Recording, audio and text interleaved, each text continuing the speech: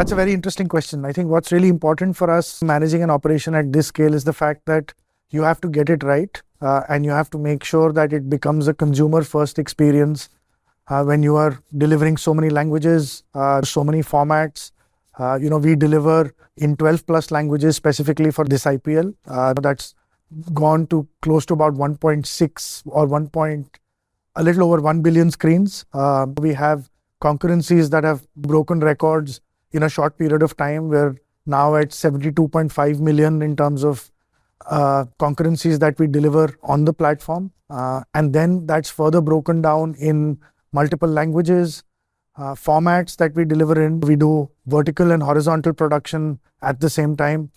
Plus, we are also delivering what is really interesting is inclusivity feeds, like the sign language feed and descriptive commentary. So when you're going out so diverse and far and wide, it's really important that you're able to make sure that the consumer experience is not compromised in any manner.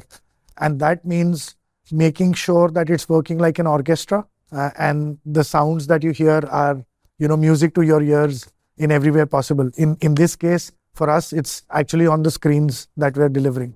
So it's a combination of a few things. I think for us, it is about how deep and far we can engage with the fan, how fast can we deliver what we are receiving at our end, and the scale of our editorial coverage.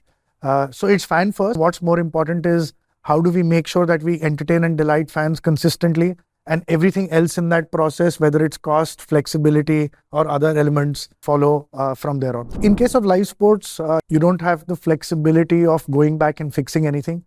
So there it becomes really, really important that you're stress testing technologies or innovations before you actually bring them to the platform.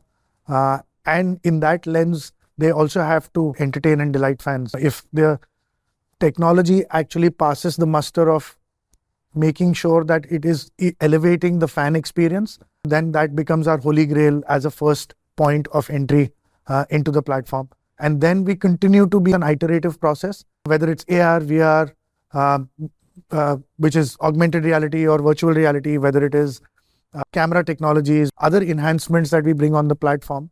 Live sport actually allows you to make it an iterative process, which means something that you try today for a few games might not work for the next few. So we continue to, make sure that we are evolving in that journey on an ongoing basis. Well, I think the best part about live sports is that you're constantly finding for solutions. So it's not a one particular stop or a one particular item that you can say is an existing problem.